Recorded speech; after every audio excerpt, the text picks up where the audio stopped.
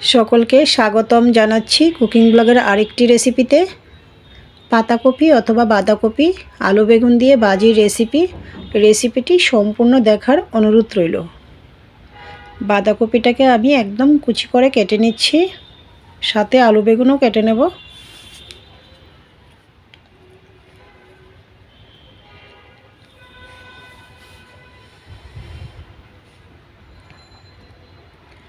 বাঁধাকপি কাটা হয়ে গিয়েছে, বেগুনটাও কেটে নিয়েছি, এই পর্যায়ে আলুটা কেটে নিচ্ছি।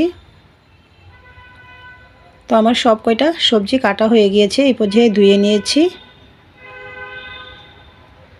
চলে আসছি মূল রান্নায়। চুলাটা অন করে একটি কড়াই বসিয়ে দিয়েছি, দিয়ে দিয়েছি পরিমাণ মতো তেল, কেটে রাখা আলু, স্বাদ মতো লবণ, পরিমাণ মতো হলুদ গুঁড়া, সামান্য পরিমাণে জল, নাড়াচাড়া করে ঢাকনাটা দিয়ে দিয়েছি। ফিরে আসছি 2 থেকে 3 মিনিট পর, ঢাকনাটা নামিয়ে আবারও নাড়াচাড়া করে নিচ্ছি। তো আলুটা ভাজি হয়ে গিয়েছে, এই পর্যায়ে আমি আলুটা নামিয়ে নিয়েছি। একই পাত্রে আমি দিয়ে দিয়েছি কেটে রাখা বেগুন, স্বাদ মতো লবণ, পরিমাণ মতো হলুদ গুঁড়া, নাড়াচাড়া করে বেগুনটাও ভেজে নিচ্ছি। ঢাকনাটা দিয়ে দিয়েছি। মিনিট 2 পর ঢাকনাটা নামিয়ে নাড়াচাড়া করে নিয়েছি। বেগুন ভাজি হয়ে গিয়েছে, নামিয়ে নিয়েছি। একই পাত্রে দিয়ে দিয়েছি আরও খানিকটা তেল, ফোড়নে দিয়েছি 5 ফোড়ন, শুকনো লঙ্কা, তেজপাতা, মশলায় দিয়েছি ধনিয়ার গুঁড়া, হলুদ গুঁড়া, লঙ্কার গুঁড়া, জিরার গুঁড়া, সামান্য পরিমাণে আদা বাটা, জল দিয়ে মশলাটা গুলে নিয়েছি। ফোড়নটা ভাজি হওয়ার পর মশলাটা অ্যাড করে দিয়েছি, নাড়াচাড়া করে মশলাটা কষিয়ে নিচ্ছি। স্বাদ মতো লবণও দিয়েছি।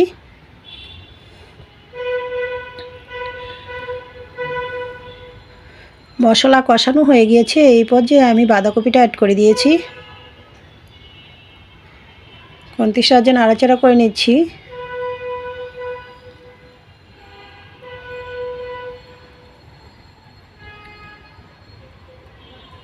স্বাদ মতো কাঁচা লঙ্কা দিয়েছি, আবারও নাড়াচাড়া করে নিয়েছি। ঢাকনাটা দিয়ে দিয়েছি। ফিরে আসছি খানিকক্ষণ পর, এর মাঝখানে আমি একবার ঢাকনাটা নামিয়ে নাড়াচাড়া করে নিয়েছিলাম।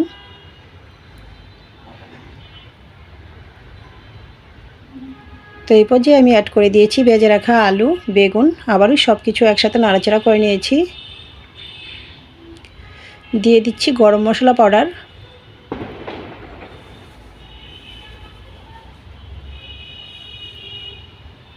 সামান্য পরিমাণে ঘি, এটা অপশনাল, আপনাদের হাতের কাছে থাকলে অ্যাড করবেন, নয়তো নয়।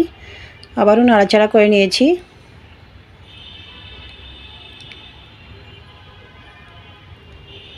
তো রেডি হয়ে গিয়েছে আমার বাঁধাকপি ভাজার রেসিপি। রুটি কিংবা পরোটা, সাদা ভাতের সাথে আপনারা পরিবেশন করতে পারেন।